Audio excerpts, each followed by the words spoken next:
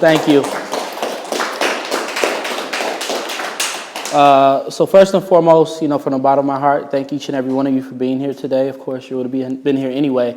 But, thank you for all that you do. I believe in energy, and I think we all play a role in our communities and our extended communities. So I want to truly thank you for the role that you play, the energy that you give out. And thank you for having me here today. Thank you for staying and hearing me out. I honestly don't have anything planned. I don't like to plan speeches or anything of that nature. I just believe in sharing from the heart. And we'll go from there. If you have any questions, if you have anything you would like to share, I believe in that. Let's exchange energy today. So Paul, Hildy, wonderful friends of mine, family, longtime supporters of each other. So I see some familiar faces and I see some new faces as well. So pleasure to meet you. What I plan to do is just give a little brief background of who I am. Like, I don't believe in individualism, honestly. Awards and accolades, that's what they are. I think oftentimes individuals are fetishized. They don't really get to know you or who you are, why you do things, but, from the outside, you can make someone feel better, about themselves oftentimes. But awards mean nothing. So I'm just going to give a brief background of who I am, how I got to this point, share a little bit about the role and work of SUA, how we've, evolved and progressed since 2016 when we were founded, and where we are now in terms of our work, and why I believe, this work is important, and how I'm going to state this and steep it in I statements. What I share, I don't believe in overgeneralizing. Everything I share is my opinion. So again, I'm going to be making I statements. I don't speak for anyone else but myself and my beliefs. And I believe in sharing out. If we become uncomfortable, I think that's the best space to be in, because I think in discomfort is when we can truly grow oftentimes, and that's what I believe. So as stated, I currently teach at OPRF High School. I've been teaching for 11 years. My parents moved to this community from the south side of Chicago when I was 5 years of age. I'm not going to go into too much detail about that background, but coming from a predominantly homogenous community on the south side of Chicago, Morgan Park area, which was majority black, being a black family, coming to an area like Oak Park. And it's interesting, we're in a Zen, center, and you think about harmony. And, one of my earliest memories of entering into this community was how beautiful it was. That mental and physical impact it had on me by just seeing clean streets, clean parks, safe areas to play. I remember being young and still realizing that, because we didn't really have that where I came from. We were playing in alleys.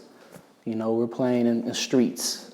People were concerned for our safety. And coming to a community such as this, it was a paradigm shift for me in regards to what it meant to be a child. I'm thinking about, I could just play, right? Of course, at 5 years of age, you can't fully articulate that or understand it, but it was definitely a change for me. So I was excited to move here. But what led me, what was the preface for my work, actually started at the age of 6. Because as a 36-year-old male, what drives me the most is an experience I had at 6 years of age. I was attending First Baptist School behind the Oak Park Library. I remember, again, loving to play, loving to be in the sandbox, loving to play with clay and Play-Doh and all those things. And I had a friend that I would look forward to seeing on a daily basis. We would play on a daily basis and have fun and enjoy ourselves. And to this day, it's still raw for me. I'll never forget, this friend came to school one day and she looked me in my face, 6 years of age, this early, and told me that she could no longer play with me. She could no longer be my friend.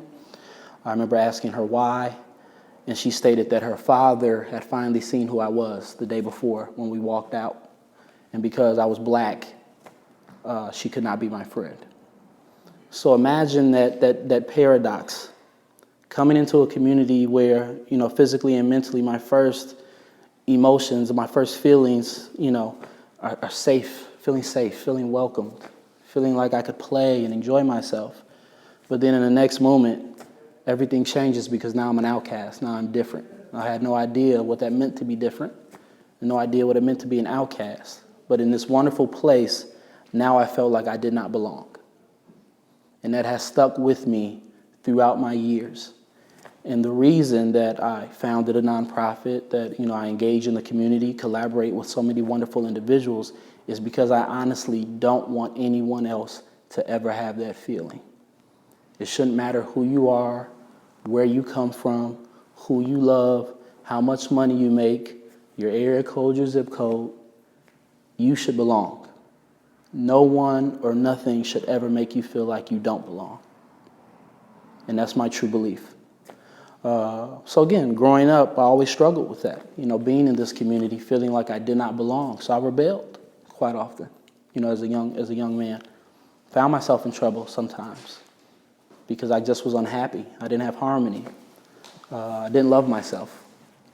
And in that search, it took a long time. It really did. My trouble led me to having to go to the military. I didn't want to go to the military. I don't support war. But it was a slim pickings for me at that time, based upon my actions as a young adult. So I went, and I saw firsthand the travesties that exist in war. I saw death firsthand. So that impacted me. So that's added to, my sense of a lack of belonging. Where do I belong? Where do others belong? Why do we have war? What is the purpose? What is the purpose? Because in my mind, even serving active duty, I always thought to myself how one person's patriot is honestly another person's terrorist. We often position ourselves as patriots while engaging in international terrorism. And then look at others who are coming from their truth, they're patriots, but there are terrorists. So it's that dynamic that exists. And I think, again, I met so many individuals on our side, on other sides, that were just looking for belonging, looking for a safe space, a sense of self. Got out of the military due to a disability. I was shot in 2007. So I'm a veteran with PTSD. I'm very open about my mental health walk. I share it often because I believe it's extremely important. There's a lot of stigma that exists in our communities in regards to mental health. Often you're told to be quiet about it, keep it to yourself, deal with it on your own, particularly in minority communities. So I think it's extremely important to be purposeful in attacking those stigmas and being open and using my truth to hopefully help others. And I have what's known as Behçet's disease. I got that from working with chemicals in the military, so it's an autoimmune deficiency to where my immune system attacks my body. So I have to take medication. I used to go to the cancer ward at the Hines VA to get intravenous medication, but now with medical advancements, and thankfully we all know the importance of healthcare, right? That's a huge fight across our nation. I have free healthcare. Nothing's free, but I don't have to pay for my health care through the military, so now I give myself a shot every 2 weeks. But anyway, that's my background, Got out of the military due to these disabilities, went through the Troops to Teachers program, started teaching in the city, in the Austin community at an alternative school, taught there for 2 years, worked with students coming out of jail, coming out of prison on probation, broken families who love their children just the same as we do, love their families just the same. But again, based upon who they are, where they're from, their area code or zip code, the level of opportunity is literally different. We live in a world and a society right now where you can literally cross a street and everything changes. And then similar to my family, if you cross that street in search of greater opportunity, you may be reminded that you don't belong. You're not one of us. So that opened my eyes even further, to what it means to belong, to what it means to have power and ownership. From there, I went to a charter school in the Humboldt Park community, a predominantly Puerto Rican charter school, worked there. From there, I went to CPS at Kenwood Academy High School, and then I was brought back to Oak Park due to the equity work. I never forget, it was an article in the Wednesday Journal that stated they were forming committees to finally address, which is often called the achievement gap. I like to call it the opportunity gap, because I truly believe that every student has the ability to excel and achieve, but every student doesn't have the opportunity to do so. So I call it the opportunity gap. Hello, how you doing? So I've been there now ever since, going on again my 8th year at OPRF High School. And why, some people may know me or think they know me or, be familiar with some of the work that we do is simply because, again, I am haunted by that 6-year-old experience. I'm haunted by the experiences that I observed and witnessed in the military. I'm haunted by the experiences that I've had as a teacher working in different environments and different communities, and constantly seeing the lack of opportunity that exists and the by design effort of many to make others feel like they do not belong. It's purposeful in my mind. It's purposeful. It's by design. So I've always asked myself and always positioned myself to answer the question is, every day I wake up, and first thing I say is the rent I pay. I'm a huge Muhammad Ali fan, and one of my favorite quotes of his was, service to others is the rent you pay for room here on this earth. So whether you're a fan of tattoos or not, I believed in it so much I have it tattooed on me. So the rent I pay. So I asked myself that, and I also asked myself, what am I willing to risk and sacrifice for change? And this has gotten me to this point, because I believe that I need to be willing to give my life for this fight. And when I say this fight, I mean the fight for equity, the fight for equality, the fight for opportunity. Because this is we're at existential crisis mode now. It's 2019, right? It's 2019. We're all still young. I'm going to affirm that. We're all young. No one's old, but many of us have different experiences. I can literally talk to individuals that remember Jim Crow and segregation. I can continue to talk to individuals that have experienced and continue to experience women's oppression, LGBTQIA+ oppression, and disenfranchisement. We're having these experiences in 2019, but we know better, right? We know what's wrong as communities. We know better. So why do they still exist? That's what I ask myself. In a community like Oak Park, we constantly talk about the issues. We recognize the issues, we talk about them. We may have a march here or there, a rally here or there, but yet the issues still remain. And for me, again, this is me, my answer is we're not doing enough. Because I believe that people are not willing to be uncomfortable. People are not willing to position themselves in places, and that's interesting in a Zen center, right? I'm talking about discomfort, being uncomfortable, being out of harmony. But that's my honest belief. Because we're not willing to be uncomfortable as people, we're not willing to truly operate in areas and realms of discomfort, the opposition that benefits from oppression, that benefits from lack of opportunity, they remain comfortable. We're not willing to be uncomfortable, so the opposition remains comfortable. This is on a micro and a macro level, in my opinion. So it wasn't enough for me to be a teacher and to just clock in at 8 a.m. and clock out at 3 p.m. and, give my rah-rah speeches and, build relationships with my students. If I truly wanted to be an effective teacher, in my mind, this is a 24-hour job. Like, I'm literally talking to students on a daily basis. Again, thinking of comfort, I'll be honest with you, it's against policy or code or guidelines to give students your number, right? As a teacher, I'll tell you that. But then again, that's not a law or policy I could follow, because I recognize and realize that may be a good narrative for students that are coming from two-parent homes, that have a lot of support, quite possibly, that have advocacy in these communities, generational capital, socially and economically. And even those students need help. But that's the narrative that we often steep ourselves in. Who belongs, right? Who belongs in these communities? But what about the students who are desperately seeking and reaching out and in need of support and help? Who look at a teacher like a father figure, a mother figure, a brother, a sister, a they, however you identify yourself. We have students that are desperately seeking relationships because they don't have harmony or peace in their lives. They're searching like I used to search for who they are and where they belong. So I have to break that rule. Again, what are you willing to risk and sacrifice? Have I been called to the office for breaking that rule? Yes, repeatedly. Have I been reprimanded for breaking that rule? Yes, repeatedly. But again, it's a rule that needs to be broken. Unjust rules, in my mind, need to be broken. So I break it. Just had a call today. We have a student that was just arrested for armed robbery. Again, I believe in accountability. He doesn't have a father or a mother.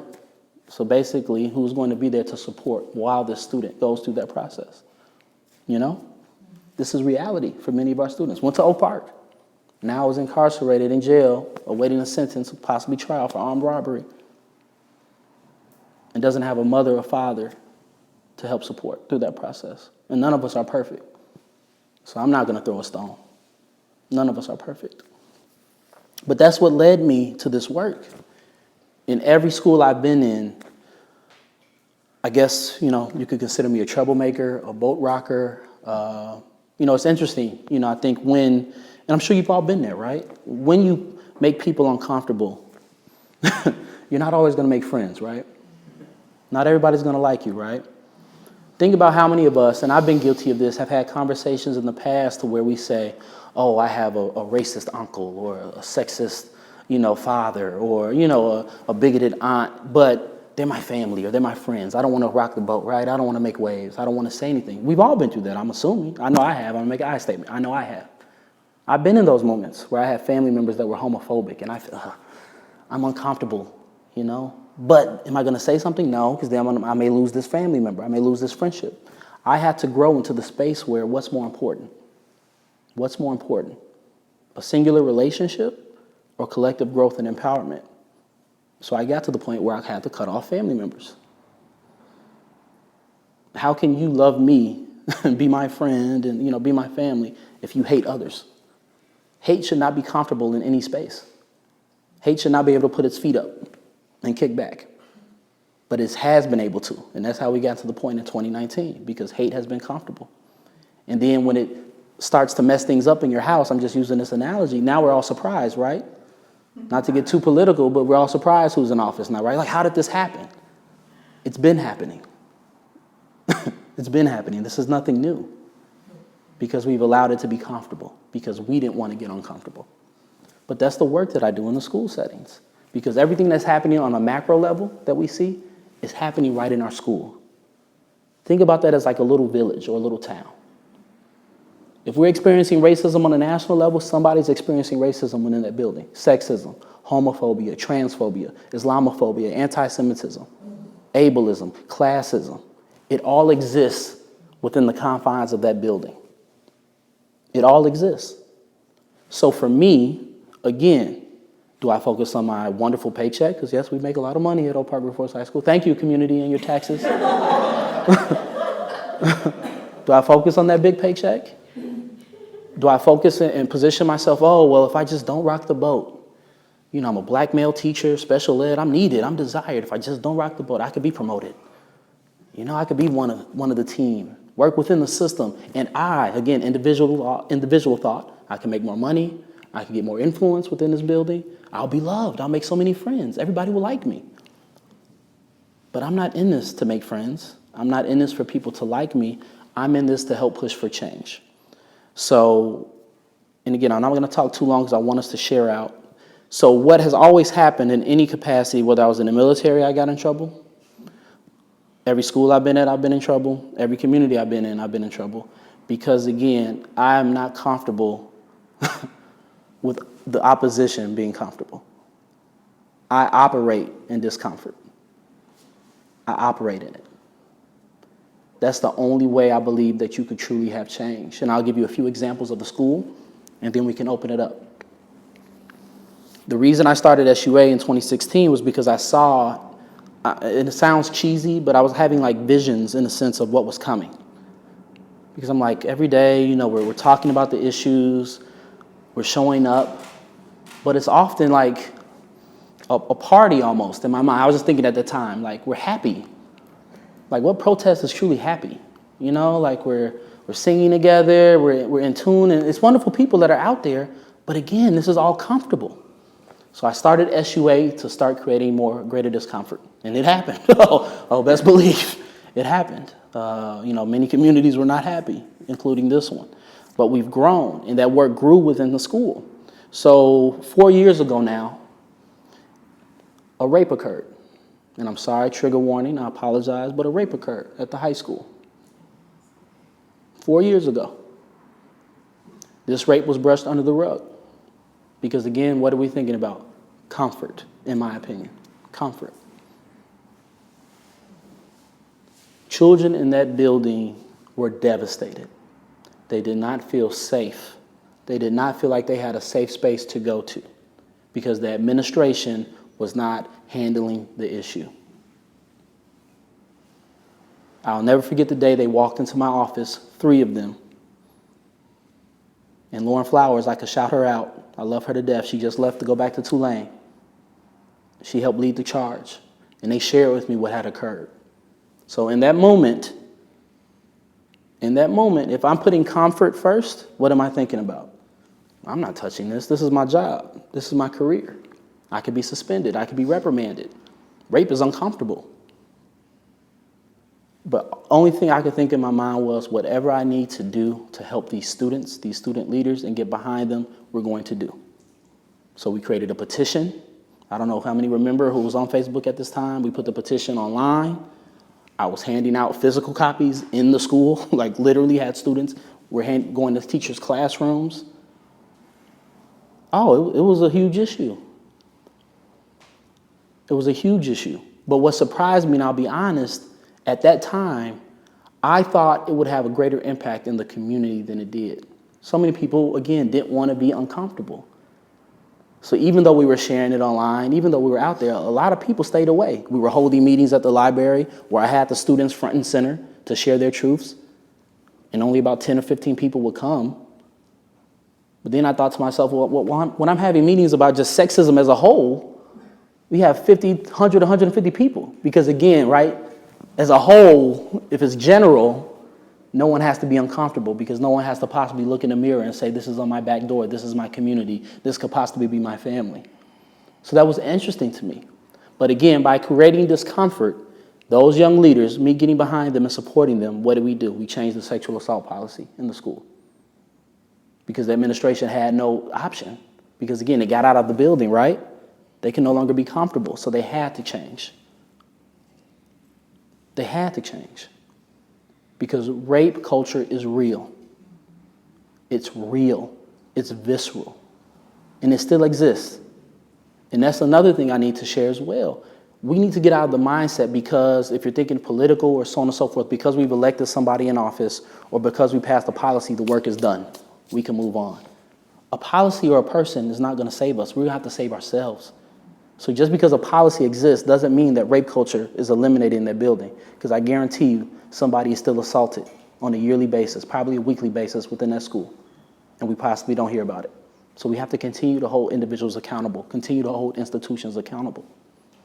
3 years ago, many of you remember or may remember, a blackface incident occurred within the building. A student attacked a group of black students. A white student attacked a group of black students. Again, it was brought to my attention. And again, after being reprimanded for, the rape issue and that pushing that policy, even though it passed, I was positioned with, well, now I've been reprimanded. Now I have a file. Again, man, that salary is nice. Man, I have a lot of friends in this community. But what is more important? So again, I responded, I reacted to support the students that were harmed, to show that they have power, that they have a voice, that they could push for change. Did it lead to my suspension for 2 months and possible termination? Yes. But it is what it is. Because again, I ask myself daily, what am I willing to risk and sacrifice for change? If I lose my job, I lose my job. What's more important? This past year, what happened, I'm pretty sure, as was shared, many families have been coming to the Zen Center looking for harmony, looking for peace. Because at the beginning of this past year, somebody scrawled on a shed, F, dancing N-word, Anthony Clark. F Muslims, F Jews, death to Muslims, death to Jews. And then it continued throughout the year. Scrawlings in bathrooms, airdrops in assemblies, rumors of school shootings. It was devastation in that building. Students were not coming to class, and I don't blame them. Families did not want to send their children to school, and I don't blame them. So again, what do? Do I sit back? Because now I have a healthy file. Or do we do what we always do? Do we operate in discomfort? And we operated in discomfort. Called for a march, And that led to a culmination to the end of the year to where, I'll be quite honest, it was 100% student-led protest. I don't know if you remember, it occurred. And the students came to me for advice. Because essentially the community, I don't think the community, and this is my opinion, the institutions and the community didn't necessarily understand the severity of what the students were experiencing and how angry they were. So in my mind, in that moment, I could either step back, stay in class, and just allow students to just go on their way, and whatever happens, happens. Or again, I could do anything in my power to try to help and make sure that at least they remain safe, right? And I did that. What happened? Suspended again, vilified. But again, I don't care. It is what it is. Love me or hate me. What's more important? And just that's the work, you know? I mean, there's nothing special to it. You know, I'm not special. I don't have a blueprint to this. You know, I'm not anointed. You know, I'm just an individual who has made the decision that status quo, normalization, and you know, comfort, I can't live like that. For however long I'm on this earth, I can't live like that saying racism exists, sexism exists, people are dying on a daily basis from poverty, you know, so on and so forth, and divestment. Hey, but at least I was comfortable. At least my family's good. I can't live like that, you know? So that's just essentially the work. Placing people in discomfort, because that's the only way to do things. If you've followed SUA, and then I'll end it here, and let's talk, let's share out, we've evolved. Because in the beginning, I literally will hold like meetings on a weekly basis. Like we will have discussions about race, you know, discussions about poverty and homelessness. And what would happen is we would have large groups come in, everyone would share out, everyone would feel great. I would be celebrated, right? Oh, Anthony's so great, SUA is so great. But then we would leave and just go about our daily routines and our daily lives with nothing actually changing, nothing systemically changing. So the talks benefited me, right? Because, oh yeah, people are like, oh, he's great. He made me feel better. I was able to share and blah, blah, blah. But what did we change? We're still comfortable. SUA doesn't have those events anymore. I don't disparage other groups that do. You know, every group operates the way they operate. But I refuse to have those events. I'm not here to keep you comfortable. I'm not here to make you feel good about yourself. And I know we're in a Zen center, so again, I'm sorry. And pat yourself on the back. Because nothing has changed systemically. How many more weekends do we have to wake up and hear about a mass shooting that has occurred? 7 or 10 people shot in Chicago. I was in El Paso at the border with Paul, what was it, 4 or 5 days before the mass shooting. Heartbreaking. Heartbreaking. And what I can't even unpack, and I know I'm going on a tangent, but I'm still unpacking the fact that when we actually walked up to the border wall, which is a symbolism of hate to me, a symbolism of white supremacy. It actually stops nothing. Like I could literally slide myself between the wall and get to the other side. So the fact that they're spending billions of dollars on something, it doesn't even work. We don't want it to work, right? But again, it doesn't even work. But that's not what it's about. They don't care if it works or not. It's about the thought and the ideology that exists. White supremacy, that you don't belong. Similar to how I was at 6 years of age. How many people don't belong? You can't be here. We can't be your friends. And I'm still unpacking that I could literally slide through this thing. It's ridiculous. So that's just the work, you know, and again, for me personally, it's been, self-care is extremely important. So again, I'm glad you all focus on self-care, because seriously, it's extremely important. Because for me, it has been a journey to go from, it's like a flow. Like when you're in this work as an individual, again, it's about the collective. But as an individual, oftentimes you're fetishized, right? So you're like celebrated, people love you, and then you make them uncomfortable. Oh, people hate you. You're horrible for the community. He needs to go. He's a troublemaker. Then you're celebrated again because people are fickle. They forget. So it's like a flow, right? It's like a flow. I have people that literally hate me one year, and then the next year, oh, you're great. But I don't care. But again, that's why I want a proposition to you all, in a sense, and individuals that I talk to. Are you comfortable in your individual life? Answer that question for yourself. And then answer, are you comfortable with what's going on collectively? Because we have to understand as individuals, yes, many of us have the privilege to be comfortable. You know, perfect example. How many of us consider ourselves, we're all, outside of natives and forced migrants, my ancestors, we're all immigrants. But through our generations, many of us don't see ourselves as immigrants or forced migrants. So we're looking at what's going on. I'm not saying us, so I'm just saying I believe. Many look at that's not us. That's not my family. We're comfortable, right? We're good. My children are fine. So they're comfortable. But are you comfortable with what's going on collectively? And I'll end it here. It's an analogy I use, and I promise I'm going to end it here so we can talk. If you look out your window and you see a neighbor in a time of need, and you don't open your door, yes, you may be safe that day. You may be safe and comfortable that next week. You may be safe and comfortable that next year, 10 years. But it's inevitable. It's inevitable that you're going to be in need one day. That hate, whatever it is going to be at your doorstep. And because you didn't open your door and help your neighbor, when they were out of comfort, when they were not comfortable, when they were in fear, no one's going to be left to help you. So we cannot wait till we're not personally, individually in discomfort. You see what I'm saying? That's what I truly believe. We can't wait. We cannot wait. Because once they're done, I say they're the opposition. Once the opposition is done with one group, best believe they're going to move to another group. If it's not immigrants, it's women. If it's not women, it's black people. If it's not black people, it's just overall brown people. It just goes on and on. People with disabilities. It doesn't stop. So that's just what I believe, and that's why I'm here. The work is going to continue at the school as long as I hold on to that thin protection I have of a job, because that file continues to grow. I'm sure I'll be in trouble again this year because, again, we haven't changed anything on a systemic level, so the issues are going to remain. But, again, thank you for having me. Thank you for allowing me to share. I would love to hear from you, criticism, critiques, ideas, opinions, about anything I shared or anything you have to share. Let's go. Hit me with anything. Yes, of course. So I can identify with you because I'm one of those people that make people very uncomfortable. Mm-hmm. Thank you.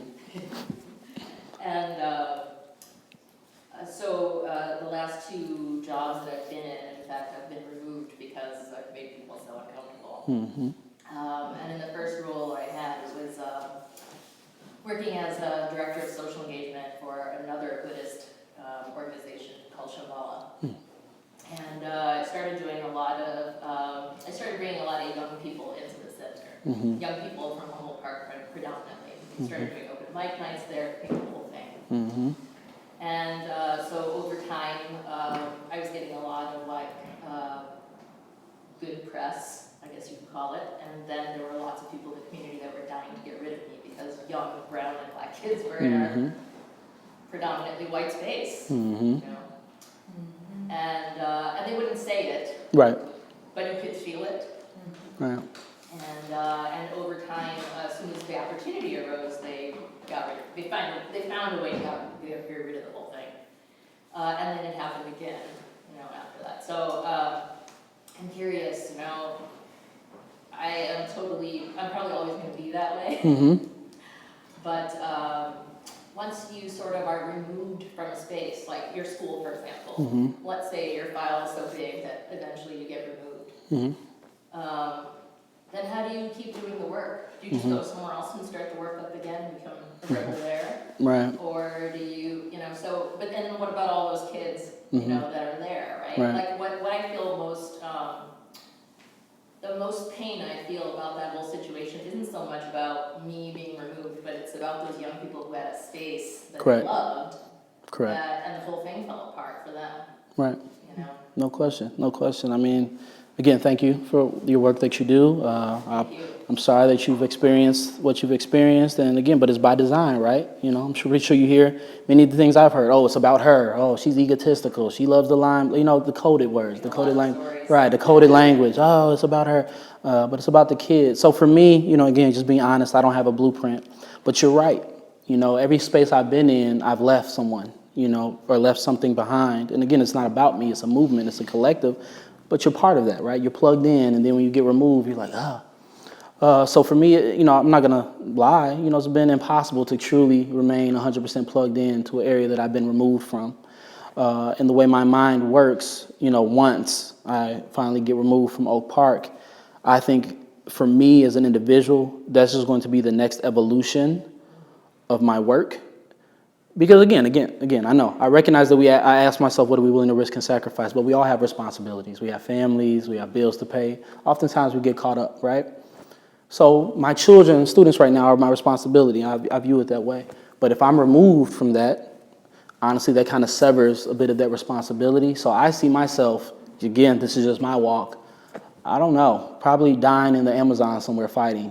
Like, honestly, I'm not being too facetious. Like, seriously, like, that'd be my evolution. Like, just taking it to the next stage and just going somewhere and just taking it a notch up, in a sense. Because right now I realize, like, I've been arrested, I've been beaten, I've been harassed, but, like, I still have responsibility at the high school that I work with. But if I lose that responsibility, that's less I have to really risk and sacrifice, so I could go all out. So, again, I know that really didn't answer your question. I'm sorry. I don't have the answer, but for me, like, the more I'm punished, I think the clearer my plate gets, in the sense of things I have to worry about, Because, again, if I'm punished, if my credit's ruined, I don't have children, I'm not married, don't want to be, because then I have to, again, a responsibility. Where are you going today? I'm like, going to protest. No, you're not. No, so I don't want to go through that. Just find someone that can with you. There you go. Protest together. But, to me, that's just my evolution. That's just how my mind works. Like, I want to, again, just the I statement, I want to give my life for something meaningful and purposeful. Like, I don't see myself dying old, and we're all young, right? But I don't see myself dying, like, older age and, like, in a bed around kids, and that'd be great for a lot of people. But I want to die, like, fighting. So we'll see what that means. Yes, sir? So I was pretty, impressed, or whatever the word is for beyond impressed, with your openness about your mental health struggles coming after the military. Yes. As a military veteran with mental health issues and PTSD, I've had tremendous difficulty finding the emotional support from my family and my community. Yes. And I was hoping that you could, how are you so, I want to talk to you more after this. No, please, I'll give you my number. Yeah, You can stay in I don't touch. know if you could talk about that a little bit, and just Definitely. your journey for getting the support that you need. Definitely, no, that's an awesome question. And, it's so interesting. And again, when I share this and this experience, I'm not blaming anyone else, because again, it's a big burden. When I came home, I was damaged. I was shot in 2007, still in the military. I wasn't released until 2009. So after that, I was self-medicating. And what I'm going to preface this with is interesting that we're going to get into this. We don't realize so many of our youth are self-medicating. So many of our youth that are, everyone. But, right, yes, everyone. But I think it's a huge, issue in the community. We call it smoke park, or why are so many of our youth smoking? They don't even realize, many of them are self-medicating. I was self-medicating, and it was alcohol at the time, because I couldn't smoke in the military because you would get kicked out. But I was, became an alcoholic for a short period, ended up going through AA. From 2007 to 2008, but it was rough. I was damaged when I came home. And what was interesting, I shared this with my family, with my parents. I'm damaged, and of course, your parents love you, your friends love you, they think they understand, right? Oh no, we understand and you're here, but it's hard, I feel, when you have an indivisible disability, in a sense. I didn't come home with an amputated leg or amputated arm, something that they could visualize and is visceral because they could see it. When it's here, That's hard to see and understand. So my loving parents, who are still my best friends to this day, they were scared of me for a time when I would come home and just snap. It was wearing on them. It was wearing on my friends. You know, I cut a lot of people off emotionally. I was numb. But what was interesting, simultaneously, I became a pretender because I was, going to school, I was working. Thankfully, nothing happened in that time period, but I pretended to have emotion. Like, I remember this time. I pretended to laugh. I pretended to be sad, to try to play that part because I knew people couldn't really handle my truth. But what happened for me, one, I'll be completely honest and, don't judge. I found cannabis. So I'm a medical cannabis card holder. Cannabis treatments have been beneficial and a lifesaver for me mentally and physically. Therapy, I found a therapist that works for me. I don't know who attends therapy, but again, you have to pick your therapist often like you pick your partner. Not every therapist is for you or will work for you. So it took me a long time to find a therapist that worked with me. And combining that with my cannabis treatments changed everything. But the ultimate change for me was being truthful. And again, this is just for me. I know this is not for everybody. But when I became open about my issues, it was therapeutic within itself. It freed me to share my walk, to share my story. It became empowering, almost like a drug almost in a sense. But for me, again, I don't have the blueprint. But for me, cannabis, finding a therapist that worked for me, keeping up with my therapy sessions and being open about my truths, no matter how bad they were. If you sit here and ask me anything, I just believe in honesty. I'm not going to hide anything from you. I'll tell you the worst of me.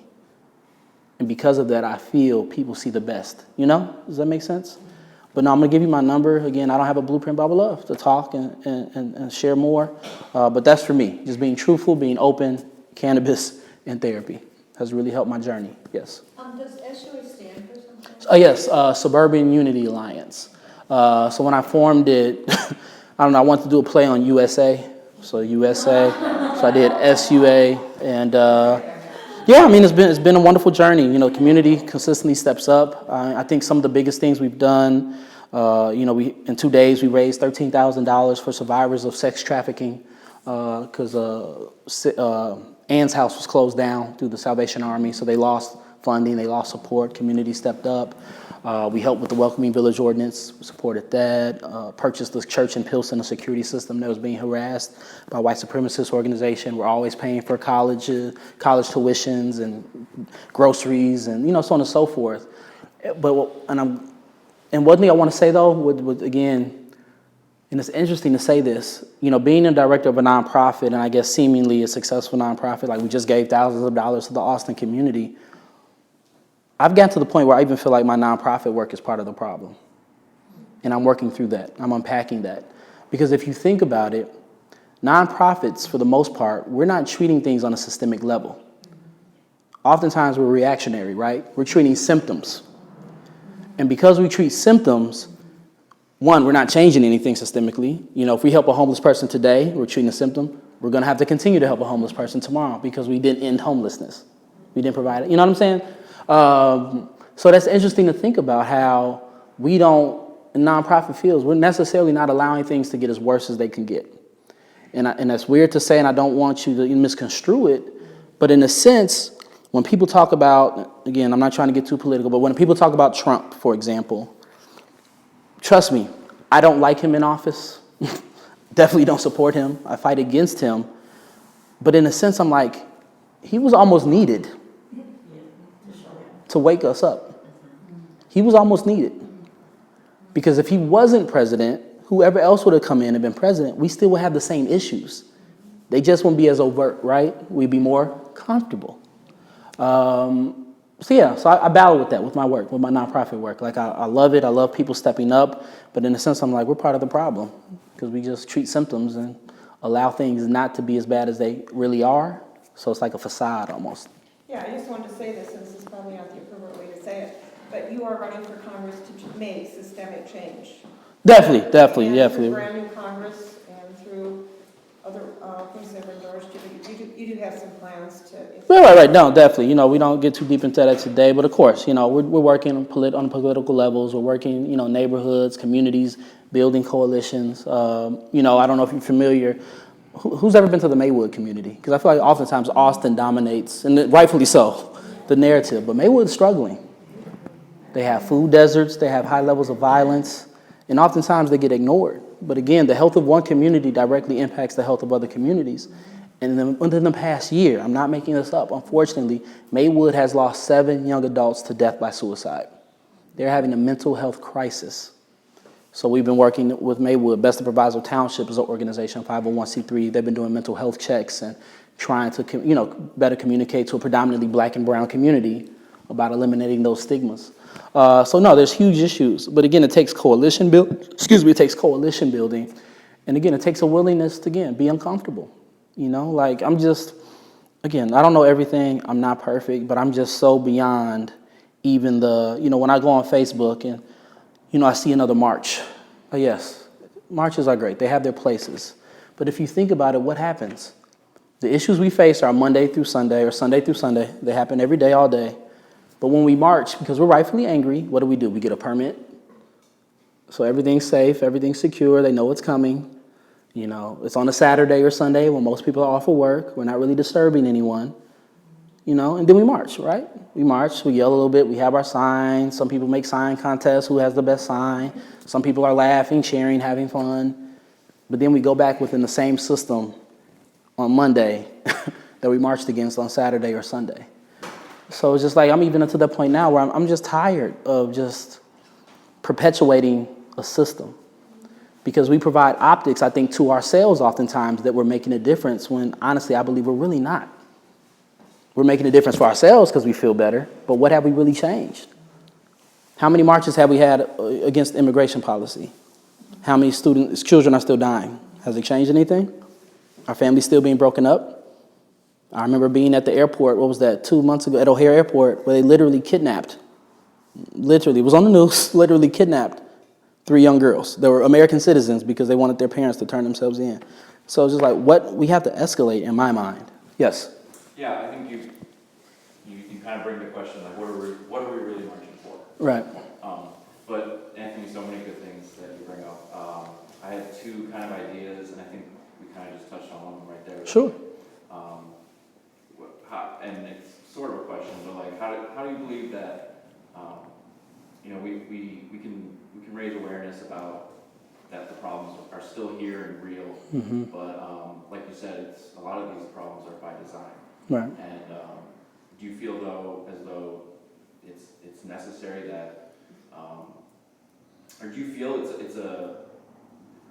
that we can go about creating any sort of structural changes, real Mm-hmm. changes that can bring betterment for more people, Mm-hmm.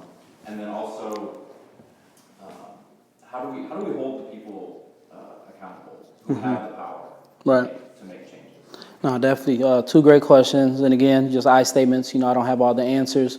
To your first point, no. Based upon how we're engaging currently, no, I do not believe that we're going to make systemic change. I don't think we're going to paradigm shift. I don't think we're changing anything at a structural level. And I say that because if you think about it, if you look throughout history, now again, these are I statements. For me, it's ultimately a class war. It's the oppressed versus the oppressors. And throughout history, by design, particularly in places like America, the way the oppressors have been able to maintain power is through counting on us not building intersectional movements, counting on us being different, right? How we said earlier, like if you're comfortable because you're not uncomfortable, you don't act. So if you identify as a woman, because I'm not a woman, I sit back and I don't fight against sexism or rape culture, right? It's not impacting me. Or because you're not black, you sit back and you don't fight against racism. So the way we've currently been operating, no, we're not going to change anything because we haven't truly built strong coalitions. We haven't built strong intersectional coalitions that are truly fighting and recognizing at the end of the day, it's about class. Like whatever you feel about the Black Panther Party, for example, similar to what they're doing now with other organizations. They were labeled a terrorist group, correct? Murdered by the government. One thing they did, and many people don't know this, they partnered with an organization known as the Young Patriots, who were a group of white, poor individuals. They partnered together. 2 groups that you think would have nothing in common But they recognized the by design game and said, well, wait, I'm poor. I'm poor.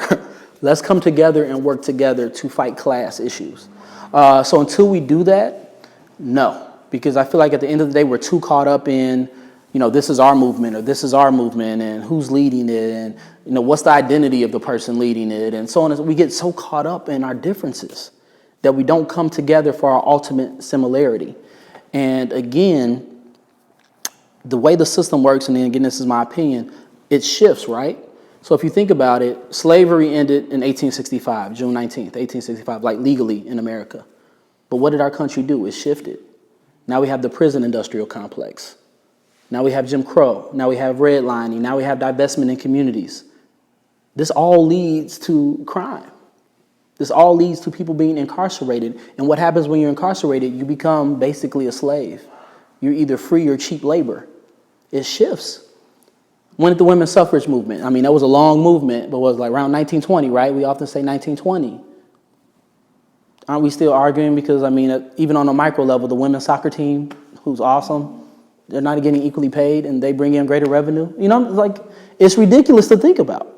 We've had all these movements and yet we're still fighting the same issues because the system simply shifts. A policy or legislation is fought for and won, and then the system shifts. We have a Supreme Court now trying to knock down things that we thought were ironclad because they shift. So no, I don't think we're changing anything on a systemic level. It's interesting, I battle between optimism and pessimism. I'm not going to stop fighting, but I'm of the mindset because as a whole, we don't get it as a nation. I think I'm probably going to die fighting the same cause. I think we really, and again, I don't want to scare anybody, but in my mind, it's bigger than policy, it's bigger than legislation. We're fighting for the soul of this nation, the soul of this country. I think the only thing that will truly change is if we had a revolution, honestly. And again, this is just me. I'm just being honest. It would take a revolution, whatever you call it, a civil war, honestly. Because the only thing the opposition respects is money and power. We have to impact their money and we have to take their power. And that's going to take sacrifice, right? Who wants to think about that? Lives might have to possibly be lost. People are going to be hurt, And it's tough because you can rock the boat only so much before, like you're saying. People, exactly. The system. It's kind of like you have to balance, how far can I go? Because you can go so far that they throw you out, and then you have no influence, can't right? impact any change anymore. Exactly. That's beautiful. That's beautiful. So you got to figure out how slow can I turn the boat and Right. stay part of it. Right. No, that's a great point. And that kind of plays a role into, no one's stupid, but I'm not stupid to the point of, I know when I rock the boat, I recognize I have an organization in the community. I have people that step up for me. When I've been suspended. Right, exactly. When I was suspended in the past, people actually marched. Kids this past year sat in the hallway. They did a sit-in, protesting my return. So I realized, I have greater support than a lot of people may have. So I could push, like you say, push the envelope a little bit more. When they tell me no, I could possibly ignore for a little bit more or a little bit longer. But no, it's interesting. Honestly, I feel like we're losing right now. And the fact that, again, what you mentioned earlier, when people go to marches or when people are engaged, the important, why? Are you engaging for yourself to feel better and to make friends and to look cool? Or are you actually engaging to push for change? And I'm sorry, what was your other question? Because we've been talking about this. Is there any way to hold people accountable? Yes. Accountability, yes. And I think, again, that goes to what I said earlier. This is a marathon. This is hard work. And I get it. We all have lives. We all have responsibilities, bills, kids, family. But perfect example, if you're following our presidential race, how many candidates came out originally and stated they supported climate change? Right? They took that hard position. I support climate change. How many came out and said, whether you believe in this or not, I'm just using this example. How many came out and said they supported Medicare for all, single payer, free health care, right? But because of the fickle nature of our society and communities, and because, again, oftentimes, because as individuals, we're one issue people, we will allow a candidate or a person or a policy to fight for our one issue while it ignores everything else. Right. So again, I'm just using this as an example. If you support her, that's fine. But take Harris, Senator Harris. She's backing off from Medicare for all, single payer. To me personally, that's huge. Our environment and our health. Nothing else matters besides that. We can't fight for anything else if we don't have environment and our health. But people will look at that, in my opinion, and say, well, she's a black woman, so identity, that makes me feel better. And she's strong on criminal justice. But meanwhile, she's weak on everything else. So I feel like for me, the only way to do it is the hard work of drawing a line in the sand and saying, look, these are the 5 or 6 things as a leader or a representative you have to support. If you don't, we're not going to vote you in, or I guarantee you we're going to vote you out. We allow our representatives that make these policies that impact us too much freedom and too much leeway. So, we ignore them sometimes. We don't even know what they're doing. We have to stay engaged and connected and have demands. If you don't meet this, we're not supporting you. Yes, you may be good for the Jewish community, but we see the work you haven't done for the Muslim community. It has to be both, not and or. You know what I'm saying? But we allow people to choose and be a champion of one issue while they're horrible in other issues. So that's just my opinion. Like, you need people in office and people making decisions that are literally for everybody. Because if you're not for everybody, you're going to leave somebody out and they're going to be oppressed. Yes. First time I'll take a breath. Myself, Sure. I need to take a breath. Thank you for speaking your truth. No, thank you. I think we all have our truths with tiny t's. Mm-hmm. I want to offer my tiny t truth about Zen and what it means to me as a person of color. And racism, garden variety racism is something I've grown up with. I'm Filipino American. I'm also going to speak from the point of view of colonialism because the Philippines was a colony of the United States. And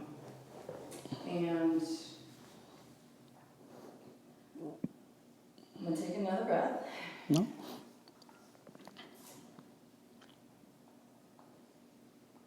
This is why I love Zen. You had brought in, maybe facetiously, this understanding of Zen as self-care. And that's one facet of the diamond. You are in the Sangha, which is the community. And we welcome you with open arms. I would say, be as prickly as you need to be. Right? Yes. I would also hope that you find peace here. Because you can't march and fight if you're not centered. And I'm speaking to you directly as a No, person, and I appreciate because this. I know this, and I've been in marches, I've worn crazy signs, not to win a contest. I marched at the last march not knowing whether ICE was going to take me away because I look Latina, and I'm not Latina, but Latinos think I'm Latina. And they speak Spanish to me, and when I don't speak it well enough, they think I'm being uppity. And I have to explain in Spanish, I am Filipina, American. Right. And when I am with, white, which I'm putting in quotes because that is a construction, a social construction. Social construct, they all are. Which was designed against enslaving African Americans, so you can create black at the same time as you create white. So what I want to offer, why I love Zen, is because Zen always brings us back to the reality that we are one. Yep. And I don't mean it in a Hallmark card, fluffy kind of way. I mean not just the species of humanity is one, the bugs are one with us. Right. We are going to die and be dust in 200 years and feed somebody else. We are one. And the separateness that you're talking about, we have to learn a new vocabulary to speak the truth of the oneness. That's where we have to come from. That's why we're here. So if we're losing hope because of the system, I understand about systems. I'm a student of history. I have a master's, blah, blah, blah, blah, blah, blah, right? Like all the ego, like certifications. Right.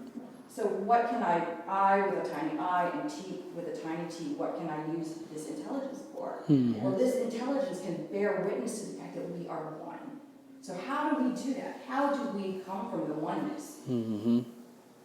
You call it intersectionality. I think that is the social construct of this time, right? Yeah, oneness. I don't want us to lose hope, and I know Roshi has said hope can be an illusion that can lead us down a path of, maybe it's not so useful, but Roshi is going to help us navigate this, whether we should have hope or not. But here's where my hope comes from. In this moment, what do we have? In this room, we have what, 20 people? We have 20 people who are building. We have a building, people. Mm-hmm. We have a building we didn't have last year. We have Dharma programs we could be building. They kicked you out, you come here. Mm-hmm. Right? Mm-hmm. We have Indra's net as an image of how we are nodes in a net and we reflect each other's goodness. We cannot give up hope in our goodness. Mm-hmm. Your goodness is going to shine as soon as you leave out of here, but that doesn't mean it doesn't reflect back. Mm-hmm. And we reflect on you. So I don't have any answers with a giant T and a giant I, but I don't want to lose hope because we have so much. Right. We're asking about systemic change, then let's make it in our Sangha. Let's make it in this building. Let's build from the ground up. Yes. Austin is there, Maywood is there. I'm getting run into by white supremacists literally in Bloomington. This dude tried to knock me down on the sidewalk. Literally. And I'm gonna end with the story because I've already taken more No. we to talk, but I wanted to share this. I went and did Daishan. I went and did a private interview with Sensei June, who was one of my teachers, my dear teachers. And I talked to her about this man who tried to knock me down on the sidewalk in Bloomington. And he, to my eyes, was a white man. What that means, to him, I don't know, but I know what it meant to me because more and more, as from 2016 to now, older white people with American flags have shown me hostility. And a week ago was the first time it became physical, where somebody tried to knock me down. And I did one of those, you ever see The Matrix? When Neo is dodging the bullets and going, he came at me and I went, whoop. And then as he passed by and I passed by, I started cussing because of course fury arose. We are human beings. Someone tried to do harm to me and I felt my anger and had a choice in that moment and I will admit I wanted to hit him back. I will admit I wanted to hit that dude back. Then I kept walking, another white man came at me. Nothing, he didn't try and come at me. Bearing witness to the violence, but also bearing witness to this white man didn't try and knock me down. That is really important, that we notice all of the points, and that's why we practice. So we can sit and as the shit happens, we watch the shit rise, we watch the shit fall, we watch the beauty rise, we watch the beauty fall. Right, so we can take it and know how to act skillfully. But I went and had private session with June, and I said, I really let go of my fury around this guy and wanting to hit him. And I've had Facebook discussions with people about it. And I said, I'm going to dedicate the merits of my sitting today to that dude. The one who tried to run into me. Oh yeah, I'm so smart. And June says to me, and to yourself too. Yeah. Because there is no separation, is what she told me. Thank you. Thank you. Thank you for sharing, seriously. I learn every day. Thank you. Thank you. Thank you. I feel like I should apologize for the fact that as Zen practitioners we're seen as being peaceful. And again, that's my I was needling a little bit, but no, again, I don't mean But we are Right. peaceful people. No, I We understand. meditate. But it's certainly not the end of our practice, our spiritual practice, and we have what we call the 3 tenets of a peacemaker. And the first one is to really open to what's here without any opinion, any evaluation, Right. just to open. And then the second tenet is to bear witness, which I think you've been talking about the whole morning. And bearing witness is being willing to be uncomfortable with suffering or injustice. So we have this built into our practice. Wonderful. We're practicing to be grounded so that we could be uncomfortable and stay present with the discomfort. Right. So it's part of our practice. And thank you. We've always been looking for ways that we can be of service to Yes. you or to the high school. Yes. We practice something we call counsel circle, which is a way of creating a container of relative safety where people can speak and listen from the heart about, really the idea of counsel is we don't have an agenda. We Right. actually try to meet and be real. Right. And there's a lot of discomfort often in a counsel circle, but there's something useful about that. So Right. if there was any way going forward that our Zen Center can be of service to you, we're Yeah. No. wide open for No. ways that you might use this building to have meetings with Yes. parents or. I love that. I love that. And I think one thing that we all noticed, again, because I'm not perfect, right? We're all human beings. Yeah, I came in here with some assumptions, needling a little bit, playing around, but I learned. Like I grew today, learning more about the Zen Center and about Zen. I had preconceived notions in the sense like, oh my goodness, I'm going to come in here and mess up feng shui, or, I'm like, oh my goodness, I'm going to mess up their harmony and blah, blah, blah. No, I learned because I'm not perfect. I'm not perfect and I grow. But, as we were mentioning earlier, I think there's a definite place, for the Zen Center, for meditation, for, a lot of schools are actually moving towards it. Unfortunately, ours isn't. But in regards to like restorative justice practices, many of our communities are moving towards greater meditation. Instead of being punitive and reactionary, they're sitting many of our youth down and teaching them how to meditate, teaching them how to find their center and find their harmony. Again, I'm not an expert, but I do know this. I read up on it. So I think there's a huge role to play. I think there's a place for the Zen Center in the building, in the high school. There's a place for the Zen Center in our communities. So it's not about serving me, right? We're together. We're a community. We're energy. It's about serving each other. So I would love nothing more to collaborate and use whatever influence I have to bring some kids here, some of my students here, and go through. I'll sit and learn with them. I'll model and sit with them and learn and go through a session.